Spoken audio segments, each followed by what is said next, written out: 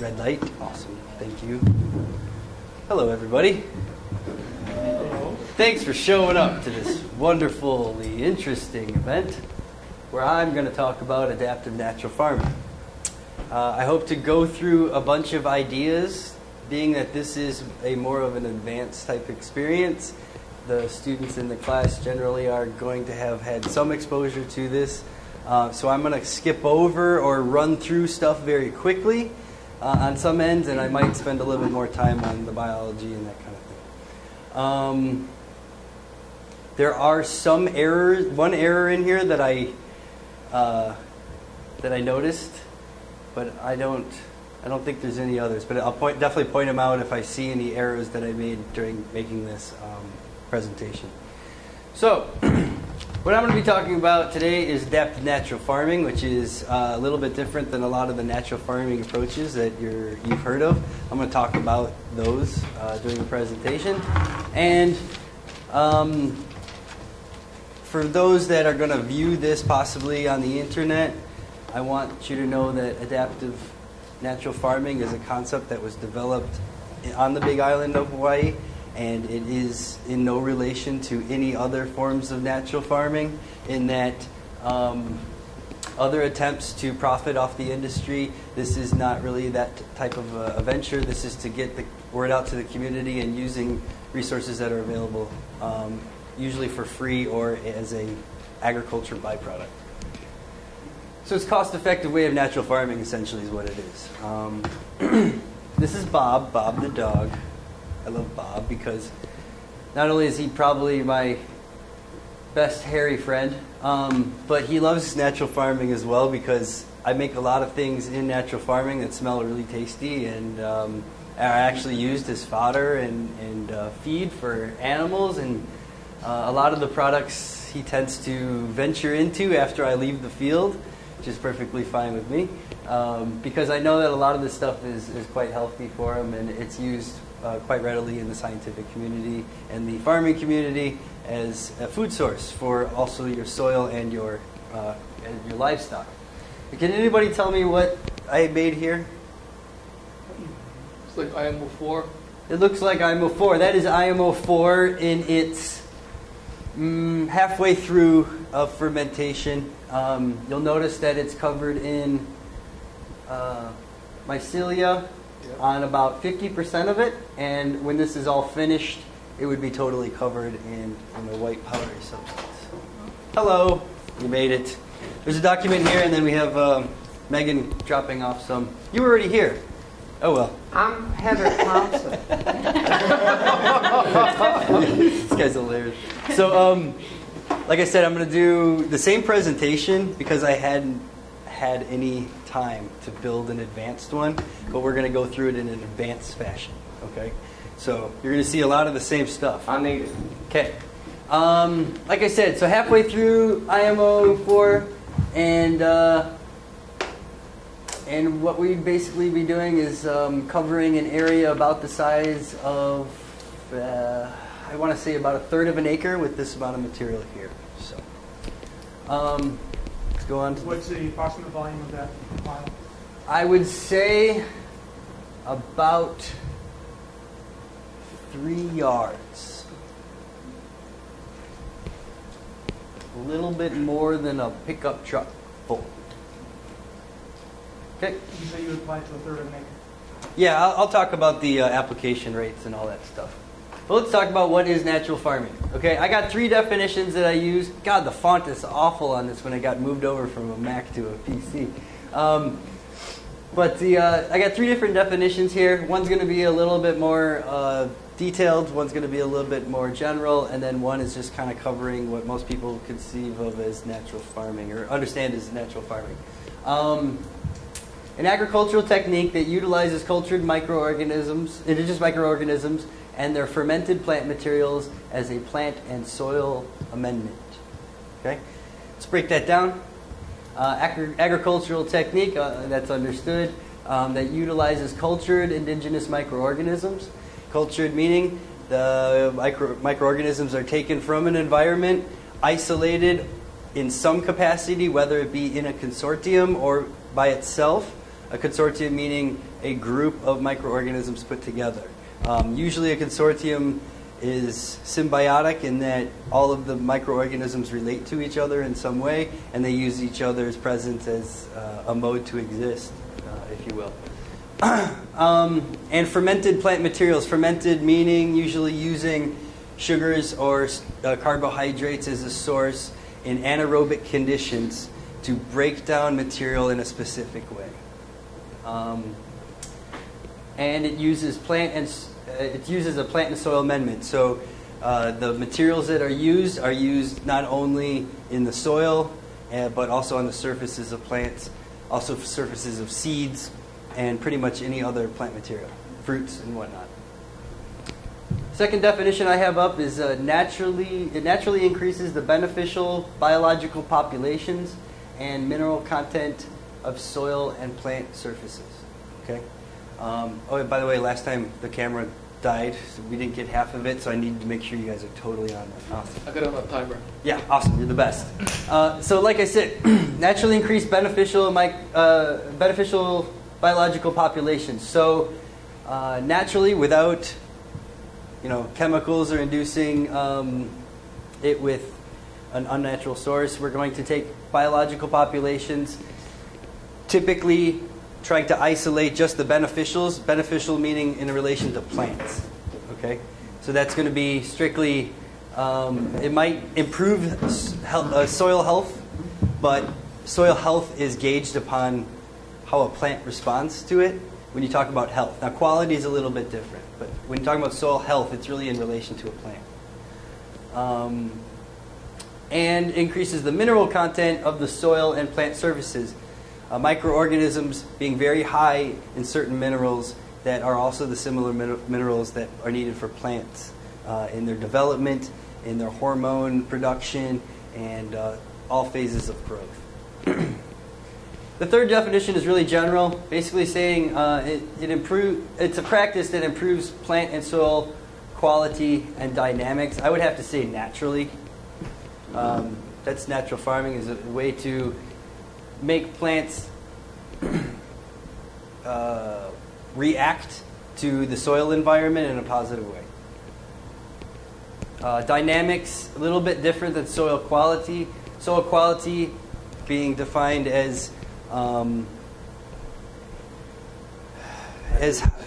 its aggregate structure and how the water moves through it, and basically how good is it for agriculture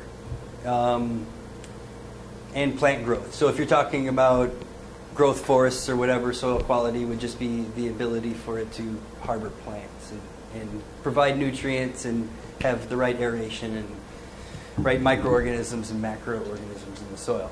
Dynamics being a little bit different. So dynamics is strictly a physics thing. This is going on how the materials move throughout the soil, how water is transferred throughout the soil, and usually that causes mineral transfer. So dynamics is in its own category of soil studies. Types of natural farming. The first one I'm going to talk about, this is just a few of them. There's several types that are out there. I only listed 5 in a way to save time. The first one I want to talk about is biodynamic farming. Does anybody understand what that is? Biodynamic farming. Kim?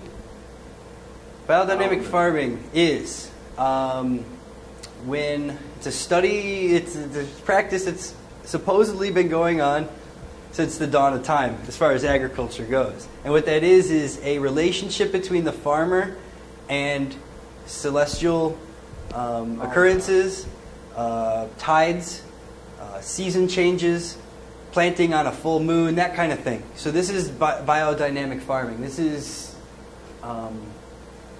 dynamic meaning between two objects working together, and the biology of those two, and how the biology relates to the Earth's shifting axis, moving throughout the solar system, all those types of things. Some of them go pretty deep. Some of them are down to the date, down to the time. For a lot full of moon of the year, we first- always plant our potatoes. first full moon of the year. That's in Texas. And that's pretty much a lot of continental United States will do a lot of biodynamic farming because their grandpappy and their grandmammy did, and there's no reason to change it because it seems to work. Now, there's a lot of scientific studies out there. It's a highly debated issue. I'm not well aware if there is or is not any significant data pointing in either direction, but it's a type of natural farming that people use. The Japanese types of natural farming, is anybody exposed to this type of natural farming? So, go ahead. Fukuoka. Similar, okay, that's just kind of a technique. But what I would say Japanese farming is a relationship between other plants and as a cover crop Companion. and companion planting and putting it next to other crops. So using one plant's development and morphology and their phytochemicals and whatnot as an aid to another crop. It also, those crops can also aerate the soil for the crops.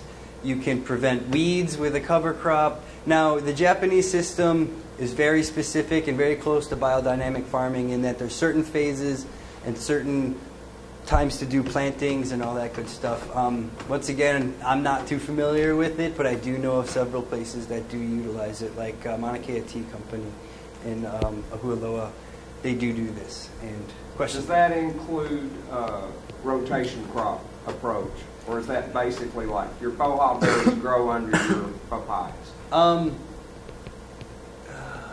It's more like using a nitrogen fixing I got you.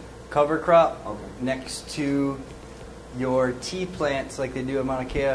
I don't know if that's the cover crop that they use, don't quote me on that, but it's an example of using a cover crop to gather nitrogen from the atmosphere and placing it into the plant, only specifically during the growth phase of the new flush to try to get new tea growth to go. Once it comes, you're going to want to stop that huge flush because you're going to get thinning out on your leaves of the tea, so then they would then remove or whatever they do to prevent the nitrogen from then getting into the plants and then boosting probably more of a phosphorus or potassium, magnesium or calcium in some fashion to try to stabilize the new growth and then getting the internal structures, morphology, structured enough so that they could do another flush or whatever. So, Terra Preta. Anybody else want to touch on this one? Kim? Is it I know Amazon? it was close to the Japanese, but different. So what we did, apparently scientists a few years ago discovered an area in the Amazon, which is a flood basin, that they were doing diggings. Yeah, it's the biochar. So it's when they had cleared out this area to do forestry, discovered that there was this incredibly strange occurrence of growth in certain areas, and they studied the soil and did profiles of the soil.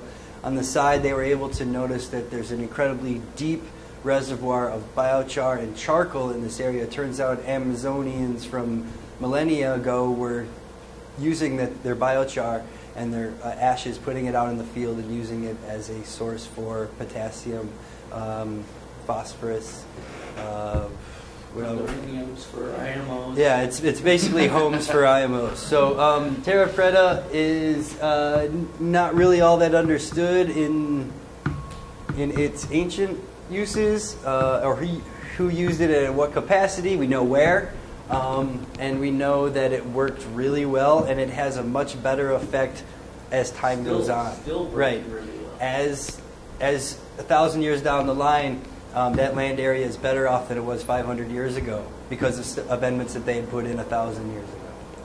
So, question? Note for research, a friend of mine dug some stuff up that indicated the Mayans put the charcoal in their latrines because it absorbed the nitrogen. Yeah, I totally believe that as well. The absorbency of just charcoal alone is massive, strictly because of surface area, which is why it's such a fantastic thing for microorganism inoculation. If you look at an SEM or some kind of microscopy that looks at a colloid surface of a charcoal, the surface area of it is so jagged that if you stretched out, that that small colloid into a sheet on the surface area, it's going to be 1,000 times or whatever, I don't know the number, much bigger than the actual colloid.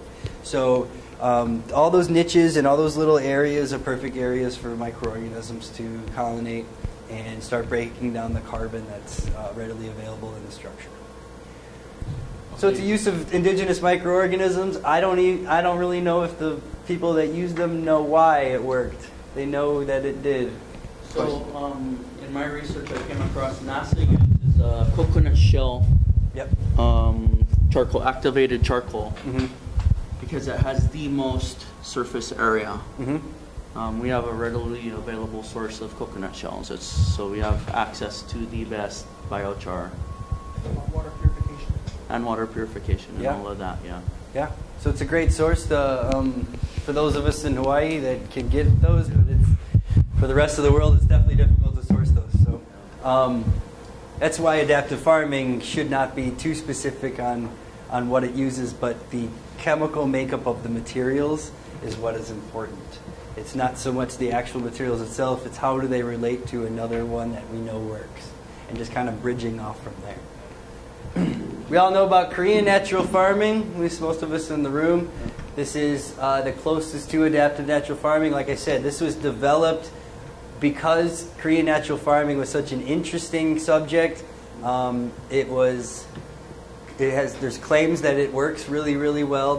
No scientific data that actually states that, but it is the use of indigenous microorganisms, culturing them, multiplying them, and placing them out as an amendment, just like I had mentioned in the description of adaptive natural farming. The only difference is these materials that are used here from the people that are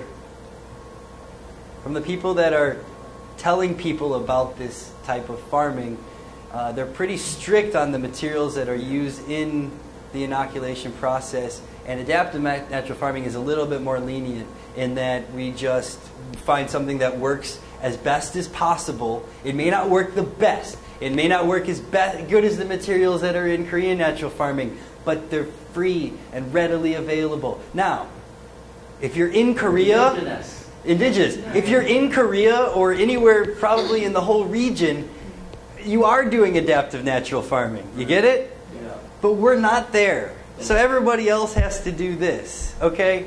There's going to be a debate in the future, back and forth. And I hope that eventually both schools can get together and maybe come up with a new name that, But at the same time, adaptive natural farming, another focus of that is not so much, I know I might be kicking myself for saying this in the future, but profiting off of it is not really the goal. The goal is to save money on it. So you see a lot of people that are going around learning about these techniques and then looking to profit off of them. We don't really try to do that. We try to educate, which is why I'm happy to be in academia for the rest of my life. If I was a for-profit company with these ideas, I probably wouldn't be doing lectures, and I would definitely be charging money for them, like a lot of the folks who do Korean natural farming instruction do. And I applaud them for that, because if you can pull a profit off of spreading knowledge, I totally understand. I'm not that kind of person. I would much rather just get the ideas out there, because the money will come. If you have a good idea, like we're learning in this class, that like Facebook, how does Mark Zuckerberg make any money? There's no advertising per se on Facebook and that kind of thing, but he does something well, and nobody knows what he's doing, not even the stock market, but somehow he's able to pull a profit. So, I don't really see the point in pulling a profit off of knowledge. Okay, moving on. I don't mind pulling a paycheck as a professor. Don't get me wrong. Quote me on that. How does adaptive natural farming compare to others? This is kind of what I just touched on, but let's go through the specifics. It uses only locally available materials. That's wherever you live. Locally available, and by locally, I'll give the description a little bit later. It uses only site-specific microorganisms and plant materials. Site-specific meaning between your fence posts, wherever you are. Or it could be in a certain area of your land. But either way, it's site-specific. You pick a site, however big your site is, we're talking about those microorganisms and plant materials. It uses no imported materials of any sort. If it had been on a car or a boat, then it doesn't really fit the criteria. Thank you, sir. Got some material for you. All right. Thank you. Happy reading. All right. It uses crop production byproducts and plant matter as a source of nutrients and as a microbial inoculation media. So let's break that down. It uses crop production byproducts. Byproducts being you produce a crop. If there's anything left over as a form of biomass, that is what I'm talking about. Plant matter, that could mean the whole stalk of a corn after you take the harvest. That could mean just the leaves that you take off of a plant, just the roots, or just a specific area of the plant. You use these byproducts and plant materials as a source for nutrients and also as a microbial inoculation media. Microorganisms, as they break down and start consuming each other, produce high rates of nitrogen and other plant available materials, especially micronutrients. So the whole plethora of micronutrients that are needed in small quantities for plant health, that's usually what is a result of microorganisms breaking down carbon, breaking down materials, and also breaking down themselves. There are always microorganisms that break down another microorganism, and that's the beautiful relationship that exists. So eventually something has to decompose. Everything has to decompose. How does it decompose? All decomposition happens through a few routes, and they're all going to be molecular. So either way, it's going to be a microorganism or possibly a condition of environment that causes oxidation or something. But either way, it's going to be at a molecular level. So the C-N ratio, the Right. N is for, Nitrogen. is that food for the microbes? That is food for the micro. No, carbon is the source of food. Nitrogen is the microorganisms themselves. Sort of. Not the byproduct. Yeah. It's the result of It's the result of them existing and doing metabolic activity. It's poop. It's poop. Or castings. So the dead Or microorganisms. decomposing bodies, yeah. Yeah, exactly. The microorganisms themselves dying and rotting. Okay, we use those as a microbial inoculation media. Media meaning what? A place to put things. Right? You take art and you're doing it on acid paper. You're doing etchings, that's your media. If you're going to go paint, you're going to use a different kind of media. I'm a sculptor, this is my media. This is where I'm putting my ideas. This is where I'm putting my efforts. Media, an inoculation of microorganisms on a petri dish. The petri dish usually has some sort of agar in it. That's going to be your media. Media has nutrients in it at different levels, depending on what you're trying to do with the microorganism. Okay? Ultimately, your host. This is the house, not the host. The house, not the host. This is the house. This is the surface and usually a food source or a way to sustain life. Okay. So like some augers in a petri dish might give high levels of a certain nutrient to that microorganism. Some of them might just be sterile and plain and trying to make it so that there's no changes in microorganism or no changes in nutrient levels.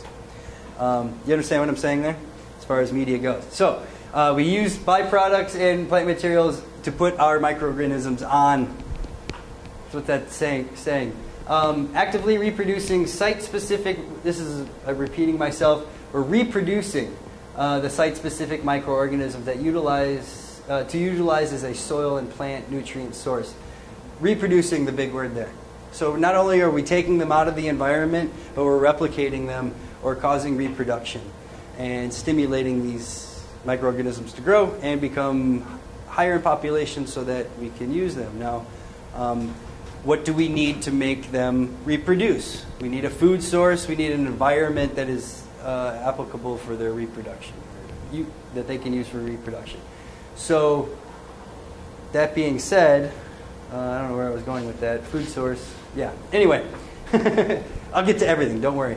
Actively reproducing site-specific microorganisms. And then my kind of rule that I always like to put on here is all materials can be attained within walking distance of the farm. Now, walking distance depends on who you ask, right? My theory would be if I was a native Hawaiian or if I was a native person, indigenous to the area before all this madness. So how far would a Hawaiian walk to get a material? I don't know, 20 miles, 30 miles maybe, if they're desperate enough, depending on the terrain and all that stuff. 10 maybe. Usually up the mountain to Right. get forest stuff and down to the ocean. Well, usually a lot of the sources for the stuff is going to be exactly in that path, where it's going to be up the mountain or it's going to be down to the beach and into the ocean. Okay, question. I'm identifying. What do you got there? Coriander, molasses grass, and cane grass. I have no idea. This is ginger, I know that. Okay, ginger. And some sort of That's fountain cane grass in the back. This is my house. This is part of my 5 acres that I got. And I took a picture of this because this is a patch of vegetation that I harvest and I utilize for the incredible amount of microorganisms and the amount of plant hormones that are in these plant sets. Right. They all exist in there. They all have energy. They all have good stuff that other plants can use. You just have to get it out of it. And That get it low into the sticky other. stuff, when you touch it, it's real gooey. It's sticky on your fingers. No sticky stuff out there. Okay. So this is Not at like 2,800 feet, so I don't Okay. know. It's pretty cold up there. I'm going to refer to indigenous microorganisms as IMO from now on. They include bacteria, fungi, and viruses that are found in the soil, air, and within and on plants. So there's several environments there and several microorganisms. Indigenous microorganisms are primarily going to be bacteria and fungi. There's going to be some viruses, although our understanding of plant and soil viruses is pretty much almost nil unless it's a pathogen. There are millions of viruses that exist that don't do anything that we know of to our crops, so we don't really research them as hard as we should, and we will soon. We'll get to that point. But the beautiful things that have come out of bacteria and fungi, our studies of soil bacteria and especially fungi, have given us antibiotics and all kinds of good stuff. So we keep focusing on those two areas, although viruses are now becoming a huge research field as far as agriculture goes. Also in the prevention of other diseases right now. I read a study that they're using the HIV virus to kill another disease, and I find that absolutely fascinating. So I think that there's a lot of avenues to look in as far as the viruses go. But as far as our understanding right now is the soil and plant community, it's pretty low, unless it's a pathogen, and then we know all about it. Condition and environmental factors are important. The amount of water, the temperature, the elevation. Elevation is a huge factor when it comes to microorganisms. The presence of other microorganisms, the presence of other macroorganisms. So if you have a field full of cows, you're going to have a different microorganism set than a